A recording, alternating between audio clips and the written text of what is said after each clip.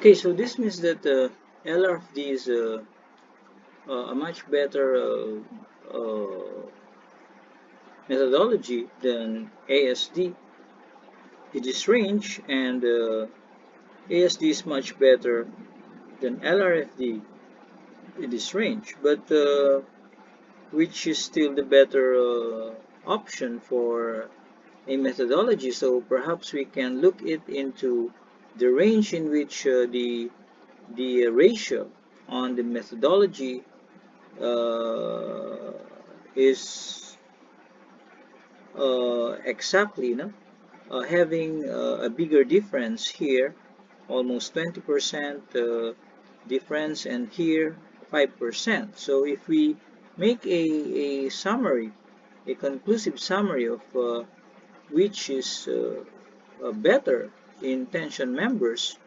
Okay, so we're talking here of a tension member because the load combinations were taken from a tension member, including the reduction factors. And in summary, for a general conclusion, we can see therefore that ASD and LRFD are both economical within ranges, but for ASD it's only making some variations within 5%. Okay, economy or savings 5%, while in LRFD we are talking here of economical comparison ranging from 0 to 20%, so that's bigger. So for the summary of conclusions, why LRFD is becoming the more predominant design philosophy. So there are six major points I'd like to share with you here. That for number one, using multiple factors of safety should generally lead to some economy, particularly for low ratios of live to dead loads. Okay, a slightly decrease in cost is expected for higher ratios, and higher live load to dead load ratios are much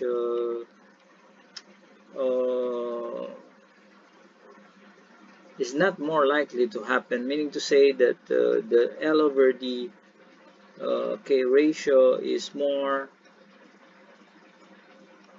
okay, low L over D ratio is more likely to occur rather than the L over D the high L over D ratios. Okay,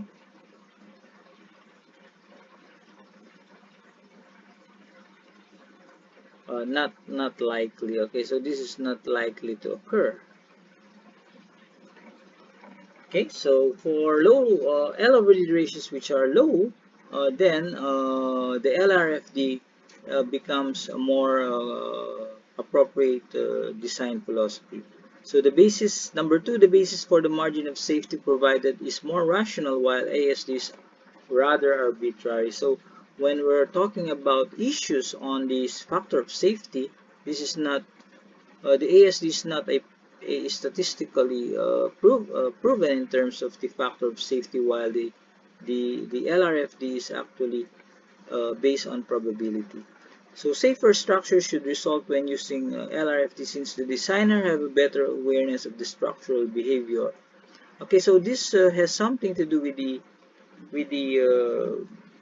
point in which the behavior is beyond the elastic range. So we are talking of LRFD in the inelastic range, okay, and ASD in the elastic range. So it has a better awareness of the behavior. So when we're talking of behavior, the inelastic behavior, which is the true collapse behavior of a member, is actually the real concern of a designer.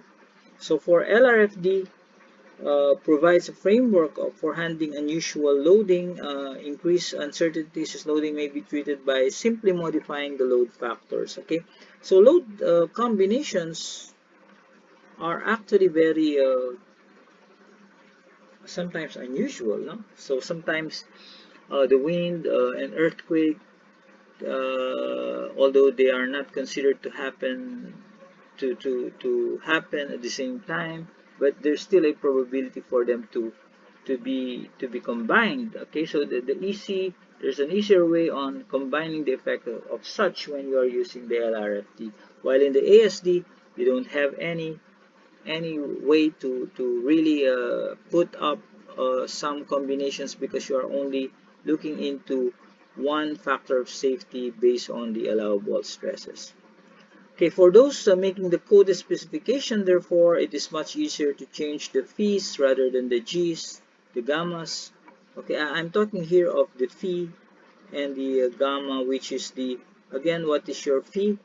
Your phi is the reduction factor, while gamma is your load or overload factor. Okay, so this is something to do with the strength of your member, and this is something to do with the application of the loads. So for number 6, LRFD is already a predominant method way back when the ultimate strength design method was used in reinforced concrete design, meaning to say that the LRFD approach is not new to us. We have been using it on concrete. Therefore, we cannot say that LRFD is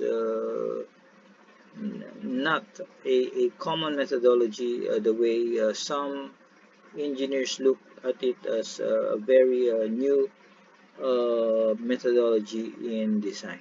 So in summary, the predominant design philosophy is LRFD, but we still have to understand how ASD is working, since we are expected to go back to the past as far as checking existing structures, investigating in existing structure, in order for us to understand how it works, how to compare the old buildings to the new